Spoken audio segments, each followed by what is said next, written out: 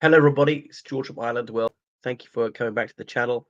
And this is about the Ukraine war situation, but particularly the strike on the Druzhba pipeline. Druzhba, ironically meaning friendship, which is taking Russian oil to Hungary and Slovakia.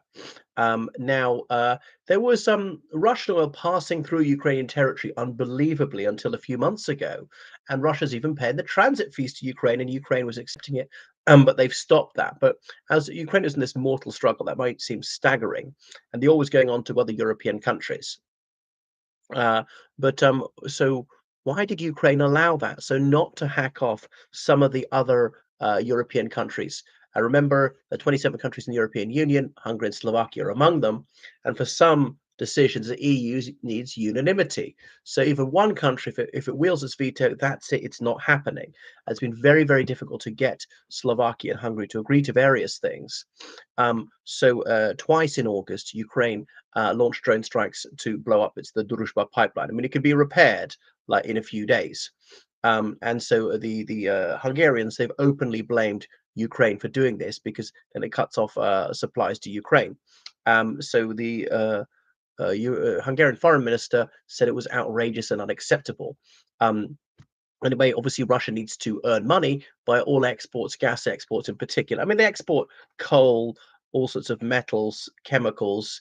They export not very much food, almost no manufactured goods, weaponry. But of course, they need all the arms that they produce for themselves.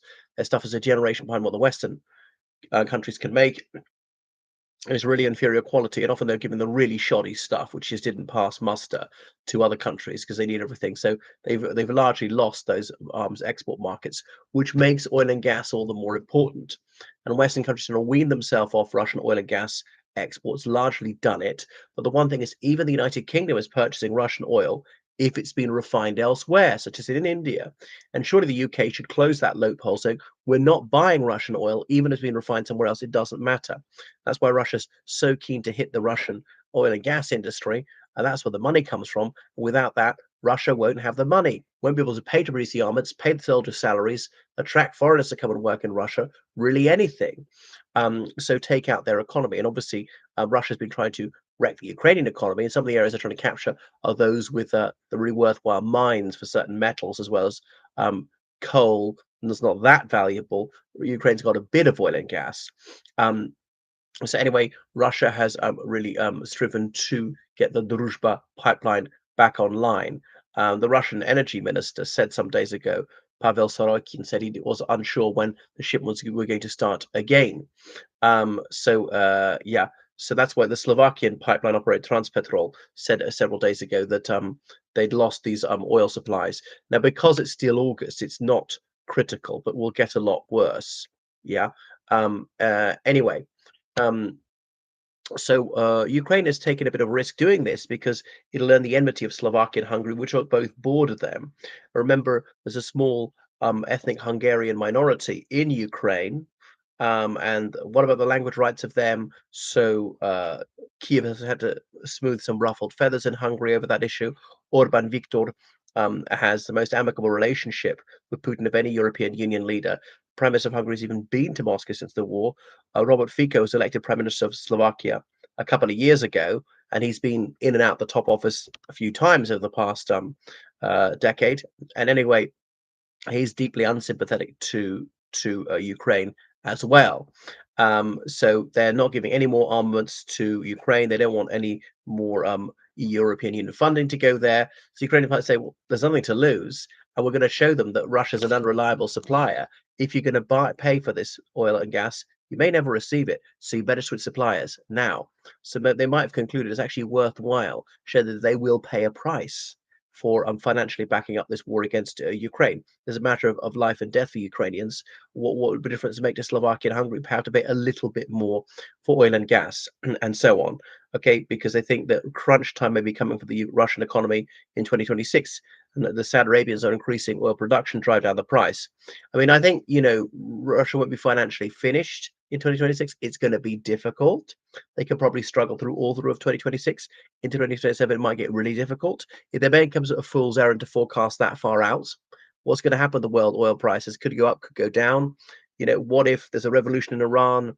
A new regime says, okay, we're ending even our civilian nuclear program. Sanctions are lifted, a lot more oil and gas back at the market, or something like that, or a full scale war against Iran. The prices go up. We just don't know. Um, but it's making it more difficult for the Russians, more difficult to export. Slovakians and Hungarians might say this is too risky. We can't guarantee we're going to get the oil and gas. What about in winter when we really need it and the prices might be higher? So we're just going to have to switch suppliers. Obviously, it plays into the hands of countries like Azerbaijan, major oil and gas exporter. And I notice now that he's kind of got what he wants, this the Zangezur corridor, Ilham Aliyev, the president of Azerbaijan, said there's going to be this road and rail link across Armenia to the Nakhchivan exclave. That's why he's openly saying that Azerbaijan was never legitimately part of the Russian Empire, the Soviet Union. It was simply conquered. Wow. An utterance that would have got you jailed when he was in his 20s. Remember, his father was Secretary General of the Communist Party of the Azerbaijan Soviet Socialist Republic. So his dad, the late Haidar Aliyev, was the effective Moscow's governor in Azerbaijan. And if you said that, you were going to the gulag because he was imposing state terror on people for advocating autonomy for Azerbaijan, let alone independence. That was so-called extremism, except now it's not. Although, I mean, Aliyev is correct in what he says. He's a pathological liar, a thief, an oppressor, but he is correct that Azerbaijan didn't opt to be part of the Soviet Union or indeed the Russian Empire, was simply subjugated.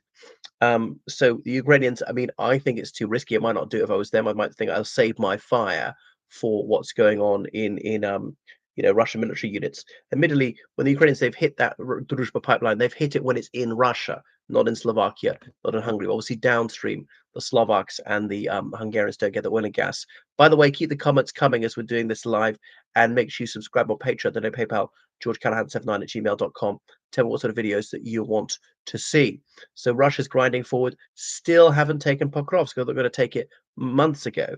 So this is the Russian summer offensive. This is the primary time for campaigning, and they've only made small progress. It's only been like several kilometers. They had a bit of a breakthrough in one sector about a fortnight ago. But remember where you heard it first. As I said months ago, they won't be able to exploit it because they don't have enough tanks, infantry fighting vehicles, armed personnel carriers. They can't go fast, seriously forward, and envelop the Ukrainians, make major progress. They're just too slow. So that's why that Russian breakthrough was less dangerous to the Ukrainians than some had assumed. Obviously, there's manpower shortages for both of them, which is why Ukrainians want to use drones as much as possible to save their people. Less danger for them. All right. Thank you, everybody, and goodbye.